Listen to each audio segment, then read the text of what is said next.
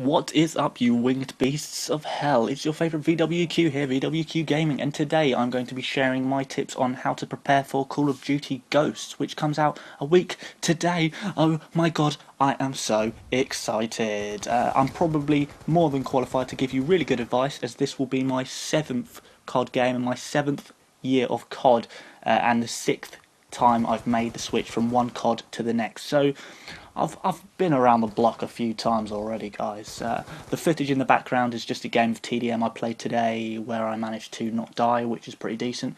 But I don't want to talk about that today. I'm here. I'm just gonna delve straight in. So here are my top 6 tips for preparing for ghosts. The first and most obvious tip is to play a lot of COD running up to the release. Now, a lot of people are saying, everyone play Modern Warfare 3 because that game is made by the same company as Ghosts, Infinity Ward. The theory is that Ghosts will run on the same game engine as MW3. However, this isn't strictly true, as the revamp they're doing on the game is so intense that it will feel like a completely new game. So although people will tell you Ghosts will feel just like MW3, they're wrong, unfortunately. It will feel like a totally new game. For this reason, I recommend that you practice on both MW3 and Black Ops 2 for 2 reasons. Firstly, the new game is likely to feel somewhere between MW3 and Black Ops 2, but also it's really important that you help develop your versatility and flexibility to open yourself up to change and differentiation. That's exactly what you need when you're preparing for a new game, to be prepared for change and stuff. Yeah.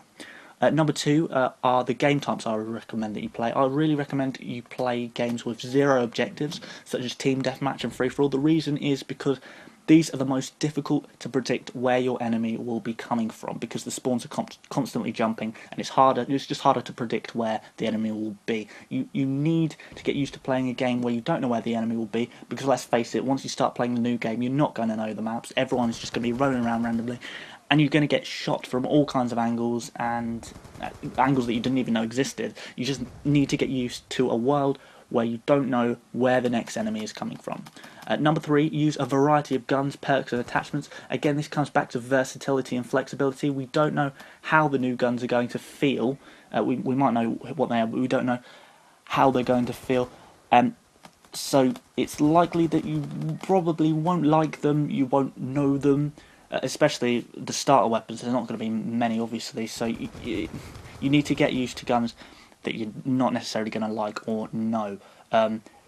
I would stick to SMGs and assault rifles simply because it's likely that they'll revamp snipers and shotguns, so they will not feel anything like the previous games, and who gives a crap about LMGs anyway. Number 4 is not an in-game tip per se, but it's important, at least it probably should be important. I mean, if you're feeling particularly daring, you could leave this one out, but I wouldn't personally recommend it. Now, get ahead of work. Whether it's school, college, uni, or work in an office, you need to get ahead of work now so you can dedicate the coming weeks to COD.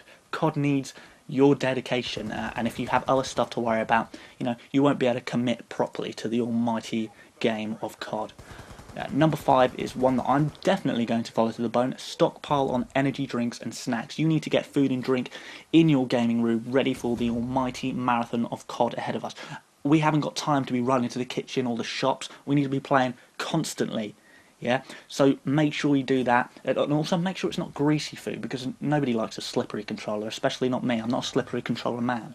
And finally, number 6, and one that I haven't actually seen anything on the web remotely close to this. It's kind of surprising, because this is actually a really handy tip. It's to join a pub stomping clan, which, if you don't know what it is, it's basically a clan that plays public matches. They're great for playing with other decent players, getting up your win streak. Everyone rolls in the UAVs and orbital VSATs, so it's really useful for leveling up quickly and developing your game. I'm actually starting a pub stomping clan specifically for Ghosts. I've already got a few good players involved already, so if you'd like to know more about that, the requirements and stuff, I'll put a link to the video all about it on screen now and in the description, so make sure you check that one out too.